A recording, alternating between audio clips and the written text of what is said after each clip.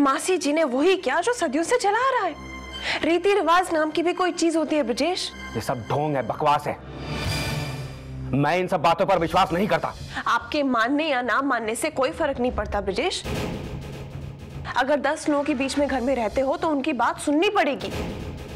आपको पूरी दुनिया में बस सलोनी की परवाह है, उसी की चिंता है। तारा जी, क्या कलयुग आ गया है ना। बच्चे ने पहली बार माँ कहा, और माँ कहा भी तो किसे, जो कभी माँ नहीं बन सकती। आज तो आपके बच्चे ने सलोनी को माँ कहा है, पर कल कहीं ऐसा ना हो कि आपका बेटा आपको पहचानने से ही मना कर दे। हम सब आपकी बहुत इज्जत करते हैं। आपके तजुर्बे का फायदा इस घर को हो, इससे अच्छी बात और क्या हो सकती है। लेकिन इतना तो आप भी जानती हैं कि मान सम्मान पाने के लिए दूसरों का आदर करना बहुत जरूरी है। और सबसे बड़ी बात तो यह है कि हर घर के अपने तौर तरीके होते हैं, उसका अपना एक रहन सहन होता है जिसमें मेहमान को ढलना चाहिए। कितने प्यार से ब्रजेश बन्ना ने कह दिया कि अपनी औकात में रहो। ये लाली अपनी औकात दिखाने ही तो यहाँ आई है बेटा। अब तो तुम्हारे इस घर को रणभूमि बनाकर ही विदा लूंगी मैं। भाई साहब, भाभी साहब कहाँ है? सलोनी, तारा को माइग्रेन का अटैक आ गया हो।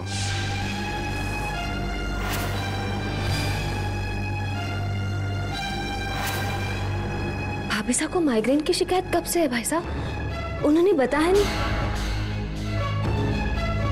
हाँ, बस कुछ ही दिन पहले ही शुरू हुआ ये अटैक होना उसको। वैसे फिक्र करने की कोई बात नहीं है, वो थोड़ी देर में ठीक हो जाएगी। बस उसे थोड़ी देर सो लेने दो। मैं जाकर बाम लगाती हूँ, उन्हें आराम आ जाएगा। सलोनी, मैंने कहा ना, तारा सो रही है। ऐसा ना हो कि उसको उठाने से उसका दर्द बढ़ जाए। रहने दो उसे। अरे ब्रजेश भाई साहब, लेकिन फिर हमारे फैमिली फोटोग्राफर क्या होगा? कंवर साहब, भाभी साहब के बिना ये परिवार भी अधूरा है और ये फोटो भी। जब वो आ जाएंगी तब खींच लेना।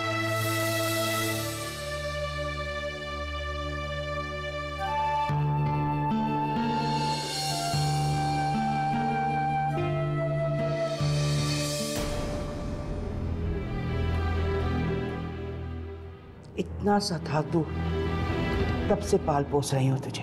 अपने मन का हाल मुझसे नहीं छिपा सकता था। बता क्या बात है? मेरी तो कुछ समझ में नहीं आ रहा है पापा। अजीब सी बातें कर रही है तारा। पता नहीं कैसे ये वहम हो गया है कि सलोनी आदित्य को उससे छीनना चाहती है। पता नहीं क्या होगा इस घर का। कुछ नहीं होगा ब्रजेश। तूने बरगद का पेड़ देखा है? कितने ही आंधी तूफान आ जाएं, खड़ा रहता है। इस परिवार के रिश्ते भी उसी बरगद के समान हैं, मजबूत, कभी नहीं टूटेंगे।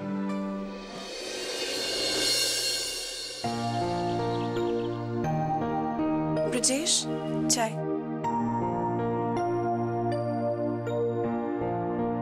थैंक्स तारा। थैंक्स किस लिए? अरे भाई, चाय के लिए। इतनी सुबह सुबह तुम मेरे लिए प्यार से चाय बनाकर लाई हो। मुझे तो लगा कि कल रात के इंसिडेंट के बाद तुम मुझसे बात ही नहीं करोगे, मुंह फुलाए घूमती रहोगे। आपको लगता है मैं बहुत बुरी हूं ना ब्रजेश? मैंने ऐसा तो नहीं कहा था। ब्रजेश, आप चाहे जो भी समझे, लेकिन एक पत्नी की ड्यूटी मैं अच्छी तरह जानती हूँ। लेकिन शायद आप पति धर्म भूल गए हैं। तभी तो कल इतनी तकलीफ हुई मुझे और आपने कुछ कहा भी नहीं, जैसे आपको कोई मतलब ही नहीं है। तारा, तुम्हें ऐसा क्यों लगता कि मुझे तुम्हारी फिक्र नहीं है? और किस बात की तकलीफ? आप नहीं समझेंगे। एक माँ ही समझ सकती है उस पर क्या गुजरती है जब कोई उसकी ममता पर अधिकार जताने की कोशिश करता है। तब अपनी ममता को बांटना बहुत मुश्किल हो जाता है ब्रिजेश।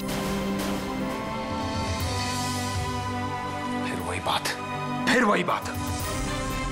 For God's sake, अब ये बातें दोबारा शुरू मत करना प्लीज। अगर मैं अपना दुख अपने पति से नहीं बांटूंगी तो किससे बांटूंगी बोलो? ये तुम्हारा दर्द नहीं, तुम्हारा पागलपन है तारा।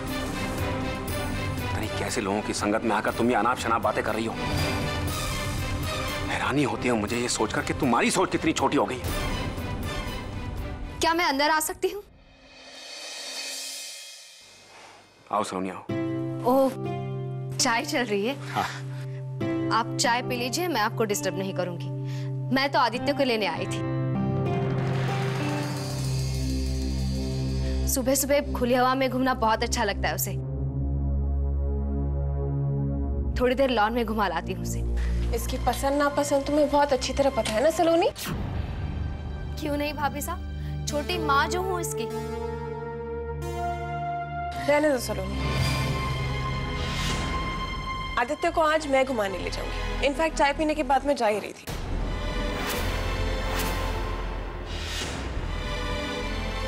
ठीक है, कोई बात नहीं, आप ले जाइए। तब तक मैं इसके नहाने के लिए पानी गर्म करती हूँ। आदित्य के लिए पानी मैं भी गर्म कर सकती हूँ सलोनी।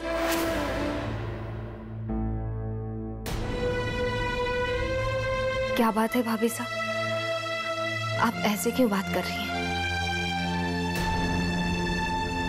सलोनी, एक्चुअली जब इंसान का मूड खराब होता है ना तो फिर वो इसी तरह से बात करता है। रात को सर बहुत दर्द कर रहा था। सुबह उठी तो सर भारी भारी सा लग रहा था। दवाई ली है अभी। तुम्हारी भाभी के चक्कर में तो मैं लेट ही हो जाऊंगा, पता नहीं कब ऑफिस जाऊंगा। भाई साहब तैयार हो जाइए, मैं भाभू से कह देती हूँ, वो नाश्ता लगा देंगे। थैंक यू सलोनी।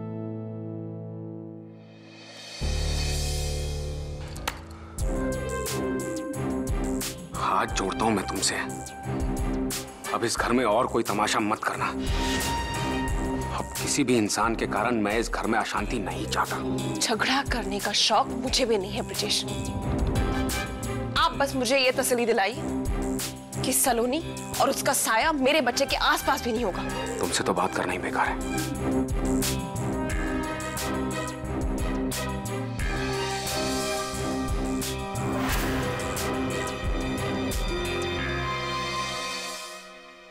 मैं बर्बाद हो गया। मालूम है मुझे, मैं सब जानता हूँ। मेरे एक कदम ने आपको यहाँ पर लाकर खड़ा कर दिया। लेकिन आपका जितना भी नुकसान हुआ ना, उसकी भरपाई भी मैं ही करूँगा। मैं आपको और आपके परिवार को दर दर की ठोकरें नहीं खाने दूंगा। लेकिन सर, डील तो खत्म हो गई है, अब क्या करेंगे आप? मैं खुद नहीं जानता। आप बस इत्मीनान से घर जाइए, मुझ पर भरोसा रखिए। मैं कुछ ना कुछ जरूर करूंगा आपके लिए। एंड वंस अगेन, जो कुछ भी हुआ है उसके लिए आई एम वेरी सॉरी। आपने इतना कहा, यही मेरे लिए बहुत है।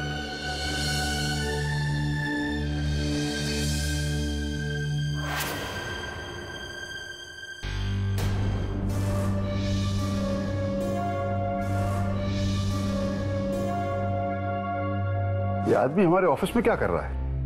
वो मुसीबत में है काका साहब, उसे मदद की सख्त जरूरत है, वरना घर बार सब बेचना पड़ जाएगा उसको। इसने मुसीबत खुद मोल ली है बेटा। गलत काम करेगा तो नतीजा तो गलत ही होगा ना। लेकिन काका साहब, गलती किसी की भी बेटे नहीं। लिसन, इस मुद्दे पे मैं और बहस नहीं करना चाहता।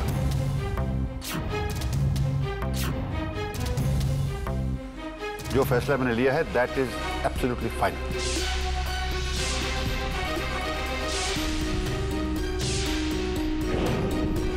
आई एम सॉरी काका साहब, पर इस बार आपने सही फैसला नहीं लिया।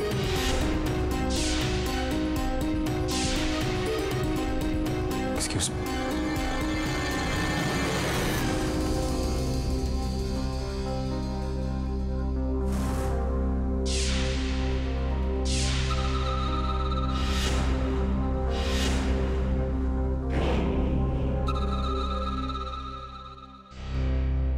क्या बात है डैड?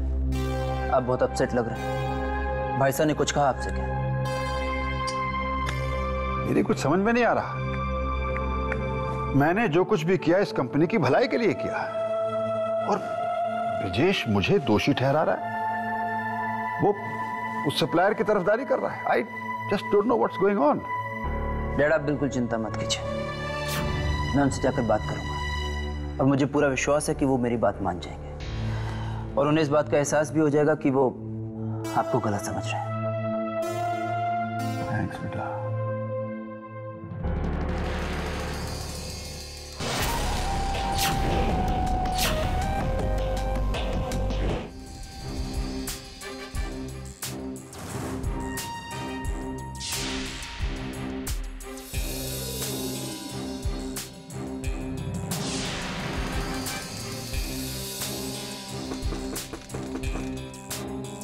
Come in.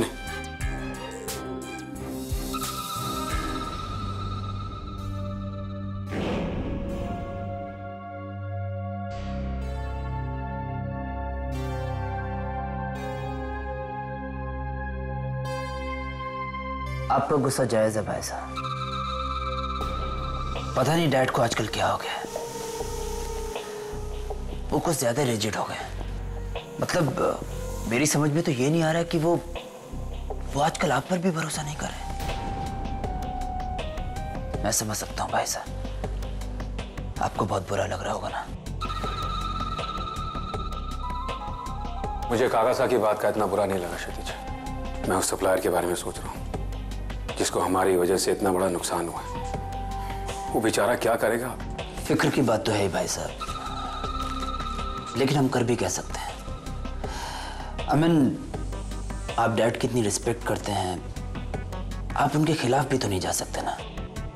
वरना अगर आपकी जगह कोई और होता तो बहुत सारे रास्ते हैं किसी और की हेल्प करने के लिए। फॉर एग्जाम्पल, आज ही के न्यूज़पेपर में कंपनी की सेल का ऐड है। अब अपने बिजनेस रिलेशंस को बचाने के लिए और किसी दूसरे के लॉसेस को पूरा करने के लिए इससे बेहतर तरकीब क्या हो सकती है कि किसी और नाम से एक नई कंपनी खरीद ली जाए और फिर उसी सप्लायर को ये कॉन्ट्रैक्ट दे दिया जाए। लेकिन हम लोग ऐसा नहीं कर सकते ना भाई साहब। आई मीन, अपने बड़ों के साथ बेईमानी तो नहीं कर सकते हम। एनीवेज, आप ज़्यादा स्ट्रेस मत लीजिए भाई साहब और अपनी तबीयत का ख्याल रखिए। अब मैं चलता हूँ।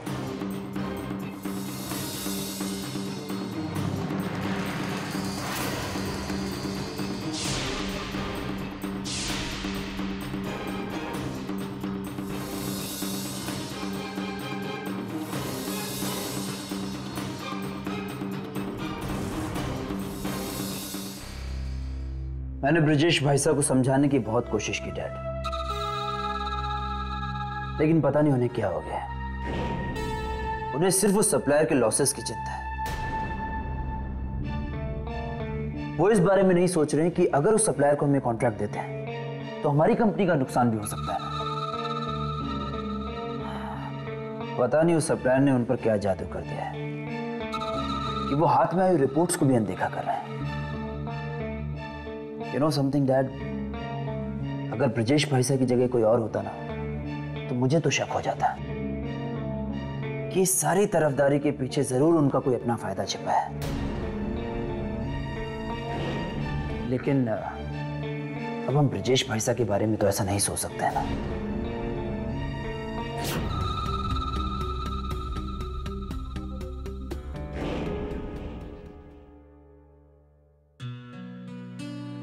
आदित्य का दूध आ गया। भूख लगी ना मेरी बेबी को, चलो खाना खाएं। अरे आदित्य, बुखार कैसे हो गया? कब हुआ बुखार? बाबू, बाबू, बाबू, क्या बात है? बाबू, आदित्य को बुखार है। हाँ हाँ, दिखा तो सही। भाभी साहब, बुखार की दवा है, पिछली बार डॉक्टर ने दी थी, मैं अभी लाई। दिखा ना। अरे मैं तो डरा दिया था, मुझे कुछ नहीं है, हल्का सा बुखार है बस, जल्दी ठीक हो जाएगा। अभी घर में घबरा रही थी, छोटे बच्चों के साथ तो ये लगा ही रहता है। लेकिन है तो सही बुखार। भाभी साहब ये रही दवा। मैं पिला दूंगी। नहीं, रोती नहीं। 1 घंटे के बाद और एक खुराक पिला दीजिएगा भाभी साहब, आदित्य जल्दी ठीक हो जाएगा। जरूर सलोनी, थैंक यू। इसमें थैंक्स कहने की क्या बात है? क्या हो गया? क्या हो गया बच्चे को? खा रहे थे। हाय हाय, इसका माथा तो तवे की तरह तप रहा है। आप चिंता ना करें समधन साहब, सलोनी ने दवा दे दी है, जल्दी ठीक हो जाएगा।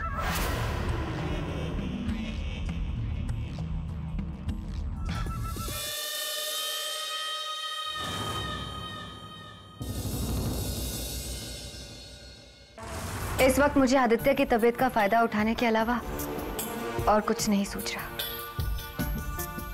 आई थिंक सलोनी और तारा के बीच की दूरियां बढ़ाने के लिए इससे अच्छा मौका नहीं हो सकता। तुम बिल्कुल ठीक कह रही हो कलिका। नसीब हर पल हमारा साथ दे रहा है, बस ये हम पे ही निर्भर करता है कि हम उसका इस्तेमाल कैसे करते हैं। ये कोई मुश्किल काम नहीं है लाली मौसी, बस हमें इतना ख्याल रखना है कि आदित्य का बुखार नहीं उतरना चाहिए। वाह, क्या लाख% की बात की है तुमने। सलोनी ने बच्चे के लिए दवाई लाकर अपनी हार और हमारी जीत पर खुद ठप्पा लगा दिया है। तुम चिंता मत करो, अब ये बुखार बिल्कुल नहीं उतरेगा।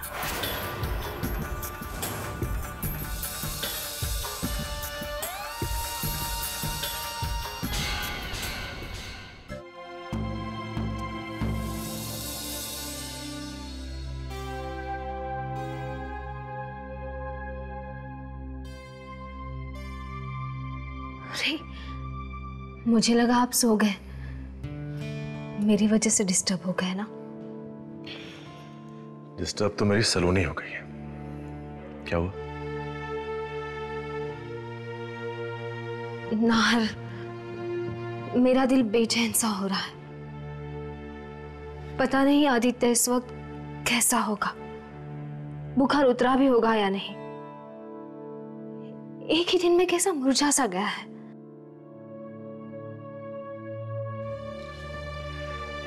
सलोनी, आदित्य वहां अकेले थोड़ी ना है, भाई साहब और भाभी साहब है ना उसका ख्याल रखने के लिए। और तुम आदित्य की चिंता छोड़ो और आराम से सो जाओ। आराम से कैसे सोऊं नाहर? मेरा सुख, मेरी शांति सब आदित्य से जुड़ा हुआ है।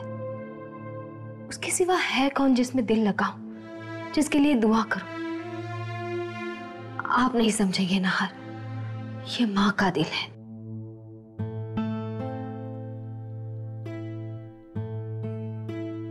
वो भी उस माँ का जिसकी कोख एक बार उजड़ चुकी है।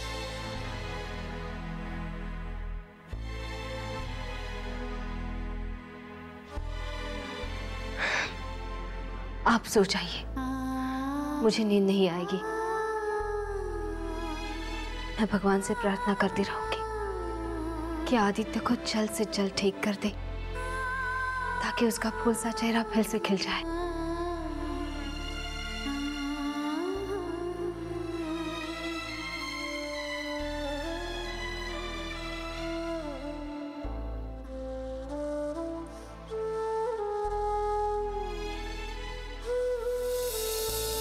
मेरा आदित्य, मेरा छोटा बेबी।